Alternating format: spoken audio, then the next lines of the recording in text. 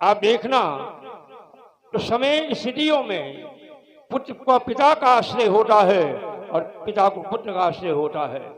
रावण अक्षय कुमार पुत्र जब मारा गया तो अपने विश्वास पात्र मेघनाथ को बुलाया और कहा, जाओ उपद्रव करने वाले बानर को मारना नहीं, उसे पकड़ के मेरे पास ले आओ।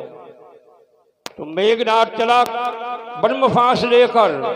लंका में 5 प्रकार की सेना आती, पढ़ी रामायण? क्यों डॉक्टर साहब, आप रामायण पढ़ते हो?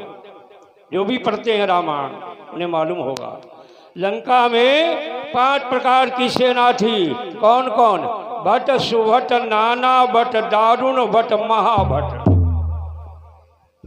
है कि नहीं? भट्ट, सुभट, नाना भट्ट, दारुण भट्ट, महाभट्ट। तो जैसे जो भट्ट जैसे ही हनुमान से लड़ा, हनुमान से ने उससे उसी प्रकार से युद्ध किया। अंत में चला है मेघनाथ। दारुण भट्ट नाना मेघनाथ को भेजा। 5 प्रकार की सेना थी। एक बार में एक जगह भोजन करने गए तो उसके कमरा फट्टी बिछ गई और भोजन कर हम सब बैठ गए। तो भोजन सामने आ, भोजन करना हम भूल गए, हमारो चलना लगो ढुका। तो भोजन कराने वाले बोले, महाराज भोजन करो। हमके भोजन तब करी ही, ये डंडा कैसे धरे कोने में तुम्हारे? छोटो डंडा बड़ो डंडा होते भारी, सबसे लंबो डंडा। हमके ये डंडा छोटे बड़े कैसे?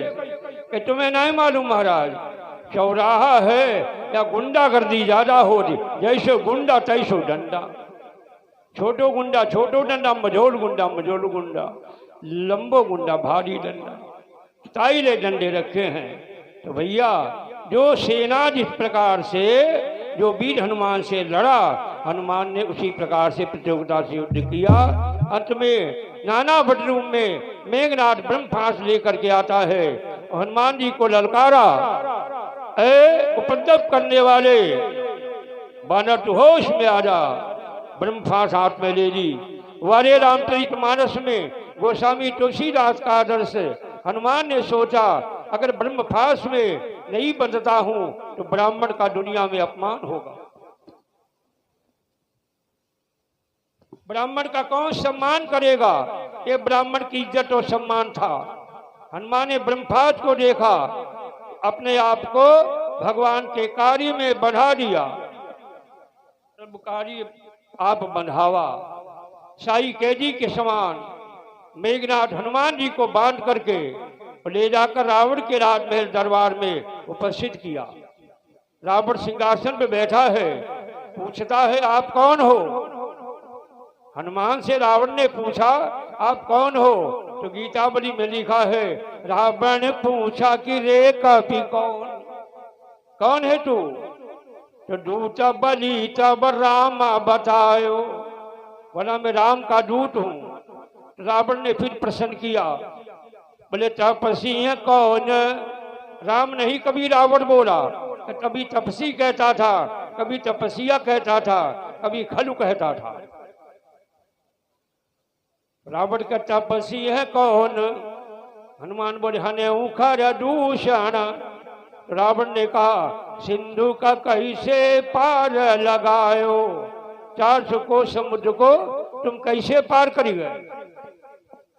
कैसे पार लगायो? तो हनुमान उत्तर में हनुमान कही, ब्रह्मचर्य प्रताप को भेद बतायो।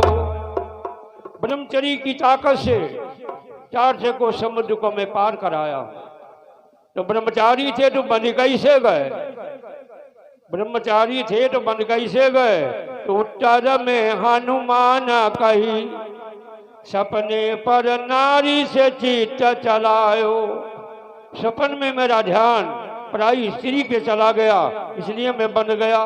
अब आप लोग सोचो, विचार करना कथा। जिज्ञासु भक्तों, नैशिक ब्रह्मचारी हनुमान का कभी ध्यान पराई नारी पे जाएगा?